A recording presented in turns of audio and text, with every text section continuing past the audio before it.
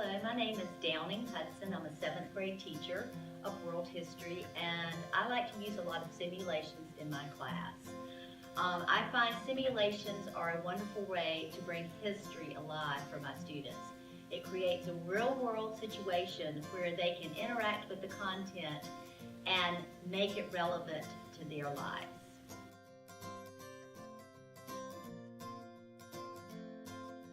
Because simulations really bring history to life, it gives the students a hands-on way to learn the content. I found it to be a wonderful way to help the students retain their knowledge. It's not just that they're learning something from a book, but they are interacting with it. They are communicating with other students about things that happened at this time. And what I find is that my students, not only do they retain the knowledge better, it comes out on their test scores that they have gained and received the knowledge, and it comes out that they're enjoying themselves and they have a great time doing it. First, you come up with your idea. What do you want them to do? What is your concept you're trying to teach them? Secondly, you gather your materials.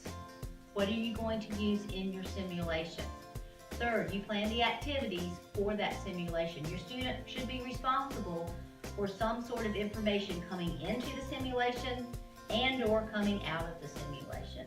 And fourth, they need to be able to have learned from the simulation and be able to either respond to it, maybe in an essay, or if it's on the test, or some sort of assessment. You will have to plan for that as well.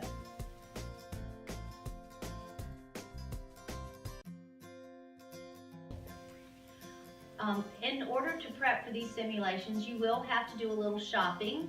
I find that a very good time to shop for materials for my simulations is right after Halloween. Old Halloween costumes are fantastic props for your simulations. I actually have a dress-up box in my classroom where I put a lot of the props that I use throughout the year. In fact, I think now I have 2 dress-up boxes because I've added to my props throughout the year.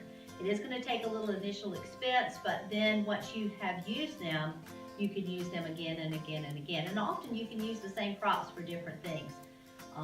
For example, I have a lace collar. I use this for a scientific revolution role play that I do, Galileo. I also use it for my French Revolution. This is part of the nobility in the Second Estate. So they can be used over and over again. You just have to be creative, and it doesn't have to be perfect. Wrap this around a young man's neck, and they get a big kick out of that, and it makes the statement that it's fun and frilly and like the aristocracy.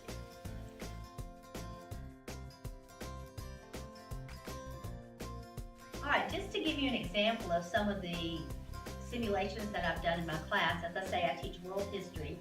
And for many of my 7th graders, this is the first time they've ever heard of something like the Enlightenment or imperialism. So I really try to make it come to life. This year, for example, during the Enlightenment, I did a cafe. Thank you very much, Bessie.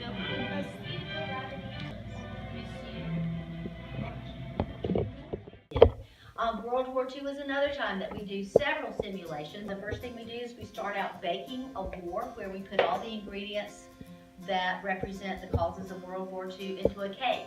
And so the students get to bake a war. And then we do a trench warfare simulation. We take our desk and put the legs facing outward to simulate barbed wire. And we have the students down in the trenches writing letters home. We make the room very, very cold. It's usually in the wintertime. We leave the window open.